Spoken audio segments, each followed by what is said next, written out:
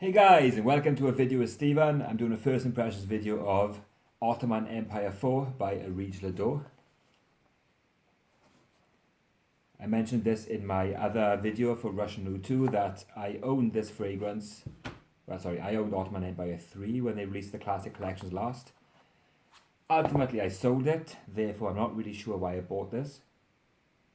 And also a bonus video. I've created my own little fragrance here. This is not piss. It's a combination of things, and I'm going to decant it and smell it for the first time. It's actually been here for like ages now. I'll talk about that in a bit. Okay. Ottoman Empire 4, let's go. Oh my god, look at all these rhymes. Whoosh. Oh, that sprayer is amazing. Fuck me. That was way too many sprays to try for a first impressions video. But it's filling my room up here with a lovely scent. And I know the primary note in this is frangipani, also known as plumeria. And I do have that kind of distilled in sandalwood, and I've smelled the flower by itself. Whoosh. Yeah. That is very floral. I think with the Ottoman Empire 3, it came off as rather old, like old lady-esque. I know people say don't use that term, but I don't think it's very like demeaning, you know? In particular, older women, they grew up on fragrances from their generation, and this has that kind of smell. Yeah, I think smelling that so close after 3 sprays has probably overwhelmed myself. But it's very beautiful floral. Apparently there's a kind of rose in here. So let me do this wafting thing, you know, try and get some sillage going. Will I ever stop doing this? Yeah, I mean, yellow. Lately, I've seen colours in fragrances. I've seen fragrances as colours, primarily with ouds. I have a lot of oud oil. In the last video, I showed you some sort of, what do we call it, oud wood. One day I'll show you my oud collection, and it's fucking intense. Intense? Yeah, it's too much. It's ridiculous. Absolutely ridiculous. I've been collecting oud, like pure ouds and attars since 2018. So over 5 years now, and I have a vast collection. But yeah, I tend to sort of smell them in colours. There's Malaysian oils have this kind of dark green hue to them, sometimes purplish. There's red Cambodies. Thai oils can be kind of red or purple. Basically, like there's certain notes in there that kind of give you this colour association. And just how this is blended, it screams yellow at me. Obviously, it could be kind of influenced by the colour of the box, etc. But if you see a frangipani, frangipani, then it's a very white and yellow flower. Frangipani. So go on, let's have a look at the notes here. We have Jamaican pepper, cardamom, and pure rose oil from Turkey.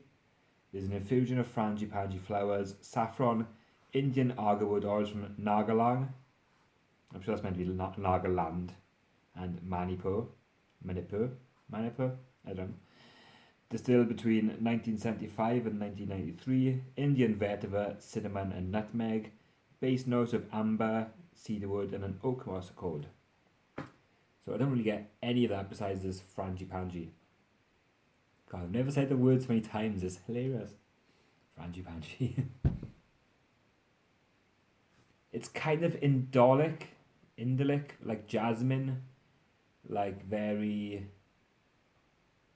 what am I trying to say here?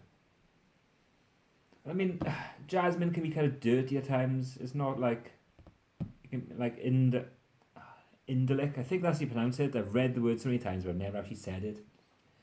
It's what gives like shit, the smell of shit, like the indoles. I believe frangipani has an element of that, but it's not so prominent. Like I'm struggling to pick a rose. Like rose oils can come off as very lemony and actually not sort of rosy as you may know it. Like natural rose oils, of which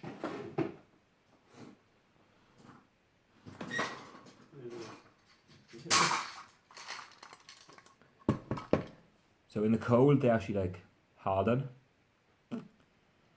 So that's a traditional rose oil, probably Turkish, I think. I'm not sure. They're gonna be very citric. Okay, so I'm gonna smell rose oil here and see if I can pick that out in here. I mean, yes.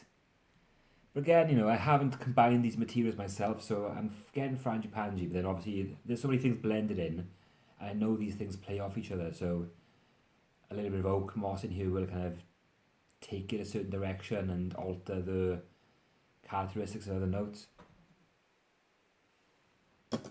I have here a rose absolute, which is generally like alcohol extracted. This is very tenacious, and you can see that, you know, it's not extremely fluidy. It's got a certain viscosity to it. And then this is rather, let's see, yeah, rather sharp. Kind of, you saw me tilt my head back there.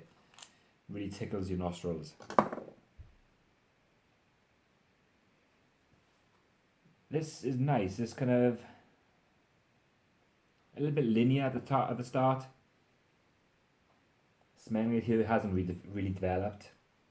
So, for example, it says it has Indian vetiver. This is like Rue Kuss, which is Indian vetiver, very thick, very, very green, utterly tenacious oil. A tiny bit of this stuff can like overwhelm a composition. Like, I'm not sure if you can see how it's like sort of streaking out. Yeah, it's very thick. And I love Kuss. It's very cooling. And the same with rose actually, like a little bit of rose can overwhelm a blend dramatically. So yeah, I've got like loads of Kuss here. I mean, you can see the thickness of it when you turn it. It's not just running freely like, say,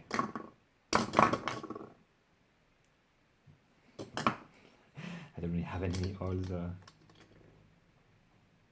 No, there's a sandalwood, I believe. Yeah, this is Sri Lankan sandalwood. So you can see it's a much thinner oil and it just runs freely, whereas the Kuss just like gloops. Okay, now the fragrance is taking a bit of a turn. But I'm going to leave it there and actually come back to my fragrance. So I recently bought some perfumer's alcohol after some advice from Peter at Fragrance View. Thank you, Peter. And I made my own little blend. There's Kuss in here. The problem I have as well is you can see the thickness of these oils. It's really hard to get them out. I've bought a ton of pipettes, but I don't really want to waste them because the oil is so thick. If I suck it into the pipette and try and apply a few drops, then lots is going to get stuck inside. So at the moment I've been just trying to sort of like get the drops off the applicator stick, because most of my essential oils are in these attar bottles. So I'm there just trying to like drip it into the beaker, and I'm having very little success. But you can see here it's kind of building up now, and oh look, the drip is forming. Wow. So yeah, just a bit of patience, I suppose. What was I talking about? My blend. So in there's Kuss. I think I put some castoreum, some musk with sandalwood. So you can see here like all these musk grains at the bottom. Natural deer musk. This stuff is super strong. Like, to me this smells red and fiery. There's a lot of heat to the smell. Very alluring. I find really good. I've got a few musk dominant blends and they are excellent. If you look at the bottom, there's like little dots, and that's some of the musk grains from.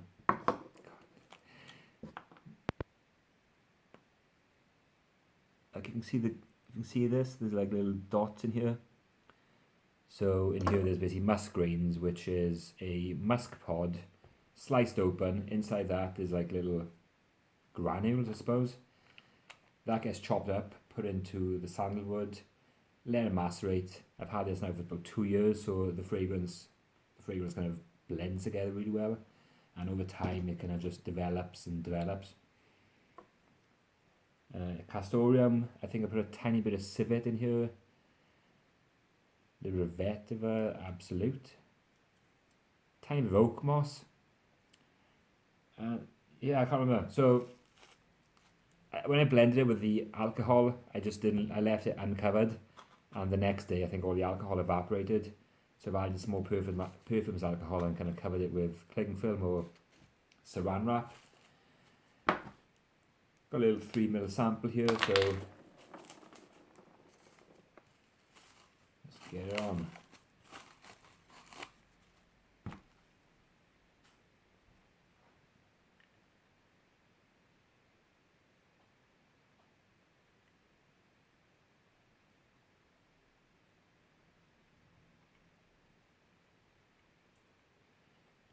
That's how we do it, lads. That's how we fucking do it.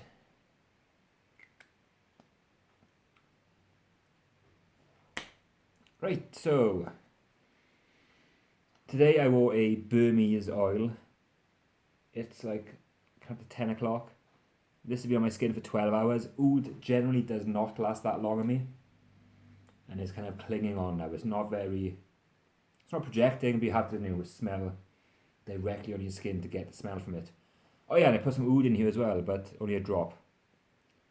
Can't remember which type. I think it was some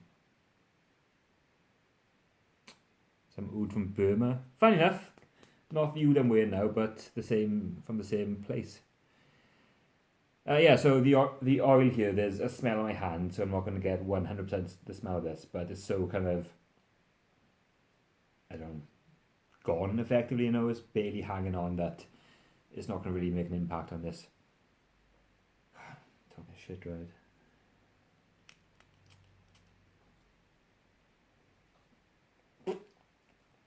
I can taste that. Wow.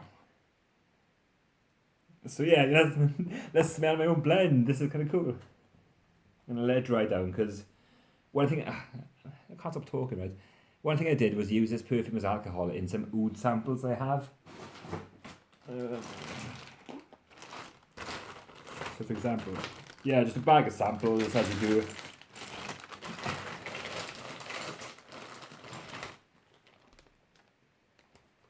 Really good.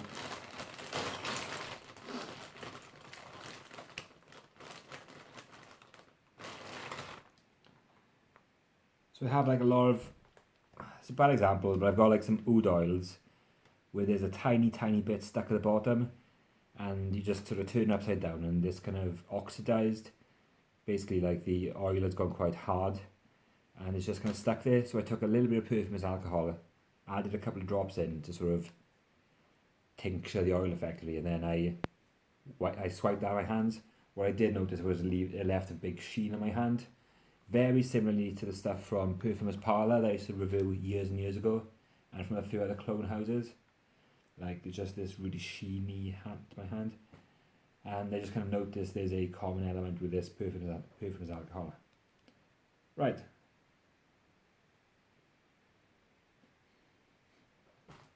Well, that's fucking disappointing. There's a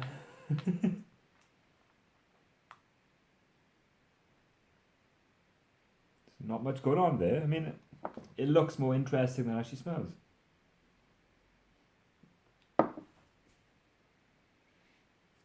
Yeah, so I've created a scentless fragrance basically. That's well done. Considering I've used pretty high quality ingredients. Takes some effort, I guess. No. I mean, there's fragrance on my hand for sure, but I'm not sure what the ratio now of the alcohol to the base of the actual fragrance oils in combination was. I only put a couple of drops in. I probably may have gone overboard now with the alcohol, but no, nothing. All right. Okay, so back to the the Ottoman Empire. It's progressed now. There's more harmony going on here. I think the top note of that frangipani is dying off, or other notes are coming into fruition with the heat of my skin. Even though it's not really warm in here, and I'm generally quite a cold person. Cold as ice.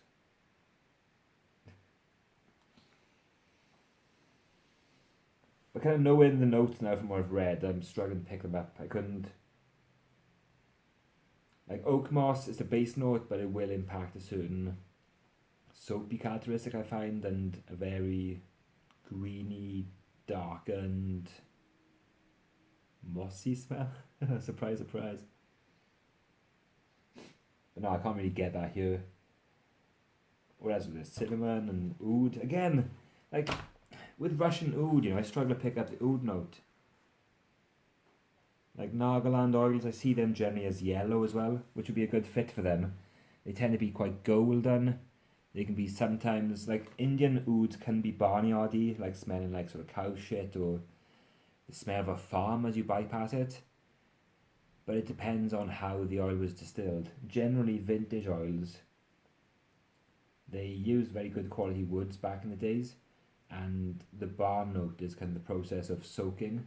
Like some of the wood has an inherent barn aspect to it, but most of the barn that people think with oud oils, it comes from effectively over fermenting the wood by soaking it in unclean water. Like it's the same water gets used over and over and over, and it develops bacteria, and then this imparts a not very nice smell to some woods. I mean, there's barn and there's like barn. There's levels to this shit, man. Like, a bit of mild barn where it's kind of, it adds characteristic and a bit of nuance to an oil, but then overly done when it's overly fermented, overly ripe. It can just be downright unwearable. But this is transitioning to a very lovely floral scent. I think, I can't really pinpoint notes, but it's the sum of the parts, I guess, as opposed to finding out each individual bit. Yeah, I'll have to give this a full wearing. It's late-ish at night now. I'm going to go to bed soon and have a bath, so I'm not going to wear this, but I'll wear it at some point soon. Still haven't actually worn Russian Oud 2 properly yet. I just done the first impressions video about a week ago. Yeah, I'm going to end the video there. Like, look at all these samples. I bought these with the intention of sort of doing first impressions. I got things like Abdel Karim Al Faranzi, Kouros for some reason. I got plenty of Kouros in my life. Bought some Ice Sweet Super. Like, this stuff is going back now, 2017. These samples. Oh man. YSL Jazz. A lot of decants I had, like Acqua di Parma Intensa. This was a D&G Dolce & Gabbana Oud Velvet Tender Oud decant I bought. I was trying to sell that for ages. Amage Lyric Man, I own that now. Oops. Al Haramain Obsession Oud or Obsessive Oud. Profuma Roma Victrix. So many things I kind of intended to talk about on my channel, I just never got around to it. Sospiro Leilati, kind of a Xerjoff brand. Some Byredo. What's this? An empty Attar bottle.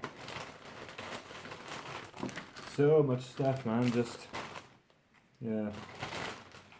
And then there's that. Got some samples here.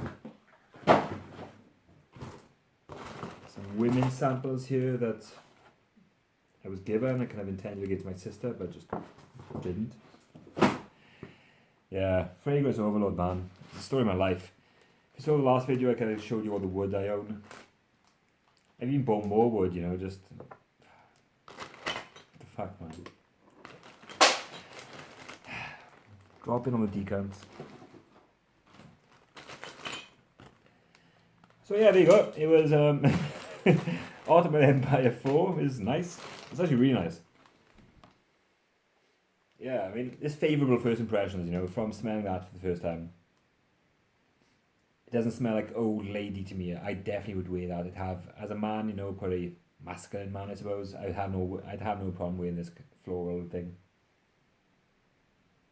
I did show a friend before Grandinia, oh yeah, Grandinia by Areej, and she smelled it, and she was like, ah, it smells like an old lady. And when I've introduced friends to oud, they generally have this reaction to it. So there's that, I suppose. Yeah. End the video.